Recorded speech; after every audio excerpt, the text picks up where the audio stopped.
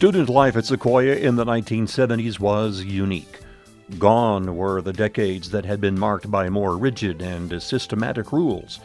Duties were still required, but students were given more freedom to explore and express themselves. Perhaps this time at Sequoyah mirrored the changing personality of the nation itself as the country was coming out of the turbulent 1960s into a decade desiring more independence, more individuality. Lawrence Panther, a 1975 graduate of Sequoyah, remembers it as being a carefree time at the school. It allowed him to find friends and himself, sometimes with rather humorous outcomes. My first experience there was the very first morning I got there. We had to put our trays on serving. They had the glass things here. You had your tray like that, and they put your food up there.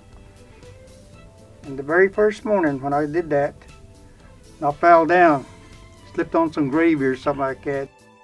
That was really embarrassing for the very first day, being at Sequoyah. I always remember that. And I could see that little glass, having water and it spilled, and see that glass spinning right beside my head. And at first, I didn't really like being there at Sequoyah. And everybody else was going swimming, going movies, and I just kind of stayed away.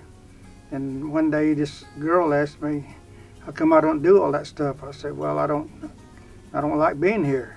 And she asked me, well, let me ask you this. Is it you or the school?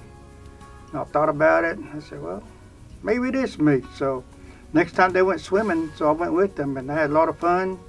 And then they went skating, and I went skating with them, had fun again, and so I started liking Sequoyah. And I'm glad I did, because I got to see Creedence Clearwater and Jackson 5. I went to Mid-South Wrestling, and movies, and all kinds of fun stuff after that. And I had a girlfriend named Teresa. They had a girls' gym down below by the football field. And we were down there at, I don't know what's going on. I guess we were just down there playing basketball or something. Anyway, her and I got into it. I don't know. I don't know what I was arguing over. I don't know what it was. All over nothing, probably. And I was leaving after her and I got into it. I was going to go around the back side of it so she wouldn't see me walking through the light. And it was dark back there behind there, and I was walking through there, and I forgot that they had dug a trench, and I fell down that trench, and as I was looking up, I seen all that dirt falling on my face. And I told her about what happened. She thought I deserved it.